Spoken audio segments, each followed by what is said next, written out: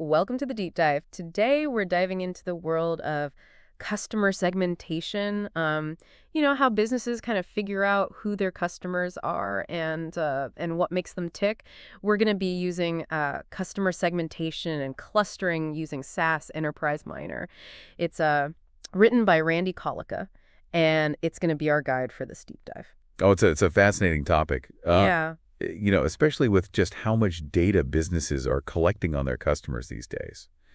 It really does have the potential to really understand an audience. Yeah, it really is like detective work, right? But instead of solving crimes, we're kind of solving the mystery of what makes people want to buy things. So why is this so important for businesses? Like, is it really more than just knowing like, oh, this customer is a millennial or this customer is a baby boomer? Yeah, you're absolutely right. Segmentation really goes beyond simple demographics. It's about grouping customers based on shared behaviors, their preferences, motivations, and this allows businesses to do things like create really targeted marketing campaigns, develop products that meet very specific needs, and ultimately build stronger relationships with those customers. Okay, yeah, that makes sense. But where do we even begin with this? Like, how do you even start making sense of all that data that you have on your customers? Well, one of the classic approaches is called RFM analysis.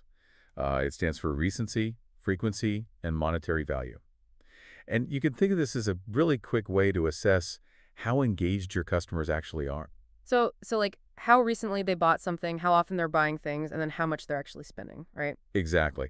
And Collica actually tells a great story about a store owner who kind of realized the power of frequency.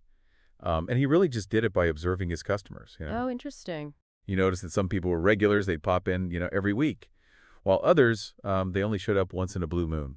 That's so interesting. Just by like paying attention, he was already segmenting his customers, even if he didn't like realize that that's what he was doing. Yeah, precisely. And that simple observation can be incredibly valuable. Now, imagine combining that with data on how much each customer spends and when their last purchase was. I mean, that's where you see the power of RFM. Yeah. Okay. I'm starting to see how this all comes together. But let's talk about that monetary value part a little bit more. Is it really just about who spends the most money? It's a little bit more nuanced than that. Collica actually gives this example where he's comparing two customers. Customer A makes a big purchase early in the year, while customer B spends a similar amount, but they spread it out over the entire year. So even though they both spent like roughly the same amount, the timing of their purchases actually makes a difference. Exactly. And this is because of something called the time value of money. $1 today is actually worth more than $1 a year from now. You have to factor in things like inflation. So customer A, who made that big purchase early on, is actually more valuable from a net present value perspective, or NPD. Wow. I never even thought of it that way. So RFM isn't just about profiling, but it's also about strategic financial analysis too. Absolutely. Understanding a customer's NPV can help you do things like prioritize your marketing efforts or make smarter decisions about customer acquisition and retention. This is already like making me rethink how I look at customer data. But RFM, it feels a bit basic, Like what if we want to get even deeper than that? Well, that's where customer profiling comes in. It's like creating a very detailed character sketch for each customer group. And we go beyond the demographics here. We start looking at things like their purchase history, their website browsing behavior, even social media activity. So instead of just knowing someone's age or their gender, you might know like that they love hiking or they listen to podcasts all the time or they're obsessed with their dog or something. Yeah, exactly. And Collica, he emphasizes the importance of understanding the why behind the customer behavior. He talks about how text analytics could be used to mine unstructured data, things like call center notes, survey responses, and this is all to uncover those hidden motivations. So you could figure out not just that someone bought like a certain product, but why they chose that particular product over all the other ones. Right, that ply is pure gold. It allows you to tailor your messaging, product development, even customer service to resonate with each segment on a much deeper level. This is getting really interesting, but I imagine with, potentially millions of customers, it could be a little overwhelming to try to cluster them based on all these different factors. Oh, absolutely. It can definitely be overwhelming. But that's where the power of technology really comes in. Imagine, you can group customers not just on demographics or purchase history, but on their shared affinity for specific products or categories. Okay, so you're talking about finding those like hidden connections, like maybe people who buy organic produce also tend to buy like cruelty-free cosmetics or something. Exactly. Collica uses the example of an Asian catalog company, and they had a massive customer base for 19 million customers. They were able to use something called purchase affinity clustering to create these highly targeted catalogs for different segments.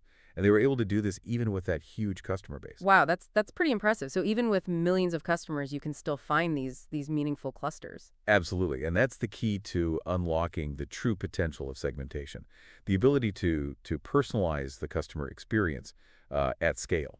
Okay, so we've talked about RFM, customer profiling, purchase affinity clustering. What other techniques should we kind of have in our toolkit? Well, as we start going deeper into these methods, it's important to acknowledge that working with large data sets, it can be challenging. It's like having this giant jigsaw puzzle with millions of pieces. Yeah, it sounds like you need a strategy to not get lost in all that data. Exactly. Collica calls this the curse of dimensionality. As the number of variables increases, the analysis can become incredibly complex. And this is where variable selection becomes crucial. So it's about choosing the right pieces of the puzzle to actually focus on. Precisely, precisely. And there are techniques for doing this strategically. Collica uses the example of correlation analysis. And he looks at variables like median family income and per capita income. And he shows how you can identify and remove redundant information. And this simplifies the analysis.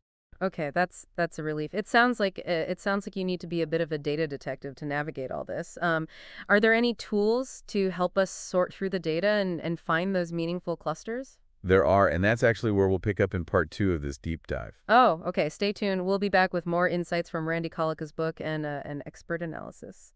Welcome back to the deep dive. We're continuing our exploration of customer segmentation, and I'm ready to uncover some of those data detective tools you mentioned. Well, you're in for a treat. Let's talk about clustering algorithms. These are like master detectives. They can really help you group customers based on their similarities across multiple attributes. Okay, I'm intrigued, but I have to admit, algorithm, it always makes me feel a little intimidated. Can you maybe break that down for a little bit? Of course, imagine you have this giant bag of colorful marbles. A clustering algorithm would be like having a sorting machine that automatically groups those marbles by color, by size, or really any characteristic that you choose. So instead of like manually sorting through, mountains of customer data, these algorithms can do the heavy lifting for us. Exactly. One of the most common clustering algorithms is called k-means. And it works by assigning customers to groups, or we call them clusters, based on their proximity to a central point. So kind of like grouping stars into constellations. Oh, that's a great analogy, but I'm guessing it's not always that simple, right? I mean, are there any limitations to these algorithms? You're right. Things can get a bit tricky. K-means, for example, it could be sensitive to outliers, those customers who are way off the beaten path. It can also struggle with overlapping clusters. So that's where customers might fit into multiple groups. So how do we deal with those tricky situations? I mean, do we just have to kind of accept that our clusters won't be perfect? Not necessarily. There are techniques to fine-tune these algorithms and improve their accuracy. One is called scaling, and this ensures that variables measured in different units of age and income are treated fairly. Another is weighting, and that allows you to emphasize certain attributes that are particularly important for your business goals. So if customer loyalty is crucial, you might give more weight to like purchase frequency than to say their average purchase amount. Exactly, exactly. It's all about customizing the algorithm to align with your specific objectives. This is all starting to make sense. But I can't help but wonder, what about missing data? Like it seems like that could really throw a wrench in things. Oh, you're absolutely right. Missing data is a very common problem in customer data sets, and it can definitely impact your analysis. Collica suggests several ways to handle this, and one that stands out is multiple imputation. Okay, that sounds pretty sophisticated. What's so special about multiple imitation? Well, it's like having a skilled detective who can fill in those missing pieces of a puzzle using logical deduction. So instead of simply deleting records with missing data or replacing them with average values, multiple imputation uses statistical models to generate plausible values for those gaps. So it's not just guessing, but it's actually using data and statistical techniques to make educated estimations. Precisely, and this can significantly improve the accuracy and the reliability of your analysis, especially when you have a lot of missing data. This is all incredibly insightful, but we've been focusing a lot on behavioral data, like purchase history and website activity. What about understanding a customer's, attitudes and beliefs and perceptions? That's a great point. You're right. We can't ignore the power of attitudinal data. And combining this with behavioral data can provide a much richer understanding of your customer base. So how do we go about collecting this attitudinal data? Well, surveys are a common method. By asking customers about their opinions, preferences, and motivations, we can gain some really valuable insights into their mindset. But how do we combine that with all the behavioral data we've been talking about? I mean, it seems like we're trying to merge two different worlds. Well, that's where techniques like ensemble segmentation come in. It's about bringing together those different data sources and segmentation approaches to create a unified view of the customer. So it's like combining the clues from different investigators to solve a case. Exactly. Collica actually outlines two main methods for ensemble segmentation. One involves merging the segmentation outputs, and this can be done using techniques like GLM coding. And this allows you to represent each segment as a separate variable in your data set. So you're essentially creating this master spreadsheet of customer information. Okay, I'm following so far. What's the other method? Well, the second method focuses on clustering those segmentation outputs. So instead of grouping individual customers, we're now grouping entire segments. And this could be done using familiar techniques like k-means, or even more advanced methods like self-organizing maps or SOMs. You mentioned Psalms earlier. What makes them so powerful? Well, imagine you're looking at a map of a city. SOMs can visualize your customer segments in a similar way, where similar segments are clustered together like neighborhoods. And this allows you to see the relationships between different segments and understand how they overlap or differ. Wow, that's a great visual. So once we've created these ensemble segmentations, how do we actually put them to use? Well, that's where predictive modeling comes in. We can use these segmented data sets to build models that predict things like customer churn or purchase likelihood or even customer lifetime value. So it's not just about understanding who your customers are, but it's also about predicting their future behavior as well. Exactly. And that predictive power is what allows you to make smarter business decisions, from tailoring marketing messages to developing new products and services that meet those anticipated needs. This is all mind-blowing, but I have to be honest, some of this sounds incredibly complex. Like, is this really accessible to businesses of all sizes, or is it just for those with, like, huge data science teams? That's a great question, and it's important to remember that while some of these techniques can be quite sophisticated, the core principles of segmentation are applicable to any business. So even a small business owner can benefit from segmenting their customer base. Absolutely. Absolutely. It doesn't have to involve, fancy algorithms or massive data sets. Even a simple spreadsheet can help you identify patterns in your customer data and tailor your approach accordingly. Okay, that's reassuring. So it seems like segmentation is more about a mindset than about having the most advanced tools. You got it. It's about recognizing that your customers are not this monolithic group. They have different needs, different preferences, different motivations, and by understanding those differences, you can create more personalized and effective experiences. Speaking of personalized experiences, I'm curious to hear more about transactional segmentation. It sounds like it takes things to a whole new level. It does. While other methods focus on these static customer profiles, transactional segmentation really delves into the dynamic story of each customer's journey with your business. So it's like analyzing the plot of a movie instead of just looking at the movie poster. That's a great analogy. We're looking at the sequence and context of customer interaction. So the when, the where, and the how of their engagement with your brand. That sounds especially relevant in today's world of online shopping and digital marketing, where, every click and every interaction leaves a digital footprint.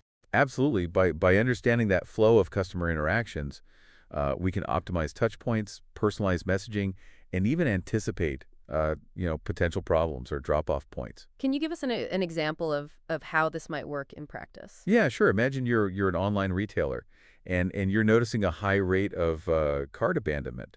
Transactional segmentation can help you analyze the purchase paths of those customers who left without completing their purchase. So you could identify like common patterns, like maybe they're getting stuck on a specific product page, or they're finding the checkout process too complicated. Exactly, exactly. And with that insight, you can make these very targeted improvements to streamline the customer experience and reduce those abandonment rates. This is fascinating. It seems like transactional segmentation could be a real game changer for businesses looking to optimize their online presence. It definitely has the potential. And while some of the techniques for analyzing transactional data can be complex, even simple tools like spreadsheets can reveal valuable insights. That's encouraging. So it's not just about having the most sophisticated software, but it's about being, curious and looking for patterns and asking the right questions. Exactly. It's about using data to understand the why behind customer behavior, and then using that knowledge to create those more meaningful and engaging experiences. This has been an incredible journey so far. We've covered so much ground, from clustering algorithms to ensemble segmentation to the fascinating world of transactional analysis. It's clear that customer segmentation is this constantly evolving field with endless possibilities. And in our final part, we'll delve into the future of personalization, and we'll explore how these techniques are being used to create those truly individualized experiences. Stay tuned. Welcome back to the deep dive. It feels like we've already uncovered so much about customer segmentation, but I'm especially excited about this final part. We're about to explore the future of personalization, where it feels like every customer gets treated like a VIP. You're right. This is where things get really interesting. We've talked about, segmenting customers into groups, but what if you could take that to the extreme? Imagine treating each customer as their own unique segment. That's microsegmentation, right? The idea of creating a segment of one. It sounds incredibly powerful, but also incredibly challenging to actually pull off. You've hit the nail on the head. The sheer volume of data and the complexity of managing, thousands, even millions of microsegments requires a whole new level of technological sophistication. So are we talking about AI taking over the marketing world? Is that what Collica is suggesting? It's not about AI taking over, but rather AI empowering marketers to create these truly personalized experiences at scale. Collica highlights tools like Factory Miner, and these tools automate much of the model development process for microsegmentation. Okay, so it's like having an army of data scientists working behind the scenes, crunching numbers and creating custom-tailored messages for each individual customer. That's a great way to put it. These platforms can analyze vast amounts of data, everything from purchase history and browsing behavior to social media activity and even real-time location data. And this is all to identify those subtle patterns and predict those individual preferences. So instead of just knowing that someone belongs to a certain demographic group, you might know that they're a coffee enthusiast who loves indie music and is currently browsing for a new pair of running shoes. Exactly. And with that level of insight, you can deliver personalized recommendations, content, and even special offers that are tailored to their very specific needs and interests. It sounds like we're approaching the holy grail of marketing, that one-to-one connection that makes customers feel truly seen and understood. But is it really achievable? I mean, aren't there limitations to how much we can predict human behavior? You bring up a great point. While technology has made, incredible strides, human behavior is complex and constantly evolving. Even with the most sophisticated algorithms, we can't predict with 100% accuracy what someone will do or buy. So maybe true one-to-one marketing is more of an ideal than a reality. I think that's a fair assessment. But even if we can't achieve perfect personalization, the potential benefits of microsegmentation are still immense.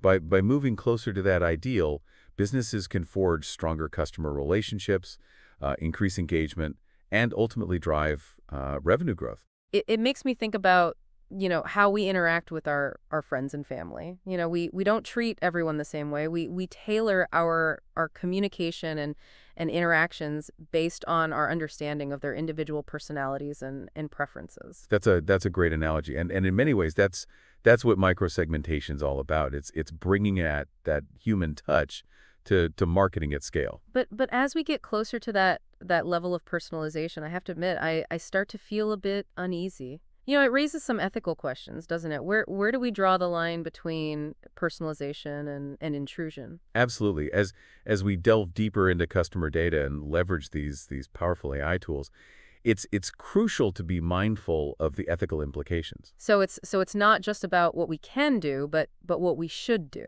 Exactly. Collica emphasizes the importance of data privacy, consent, and transparency.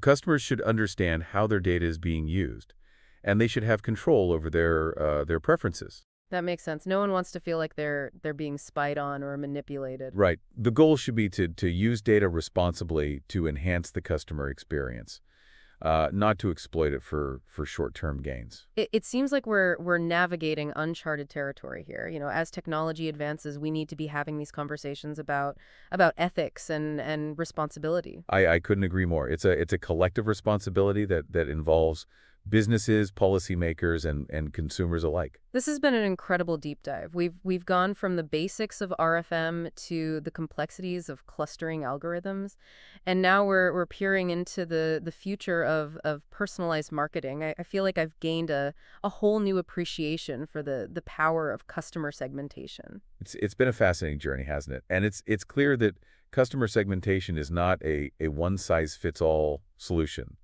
but rather a dynamic and evolving field with endless possibilities. As we wrap up, I'm curious to hear your final thoughts. What's the one key takeaway you hope our listeners will remember from this deep dive? I think the most important thing is to remember that at the heart of customer segmentation is a deep respect for the individual. It's about using data not to categorize or label people, but to understand and appreciate their unique needs and aspirations. That's a beautiful sentiment, and it's a powerful reminder that even in a world of big data and AI, the human connection remains paramount. Absolutely. So as you continue to explore the world of customer segmentation, I encourage you to approach it with curiosity, empathy, and a commitment to ethical practices. Thank you for joining us on this deep dive into the world of customer segmentation. We hope you've gained valuable insights and a newfound appreciation for the power of understanding your audience. And until next time, keep exploring, keep learning, and keep diving deep.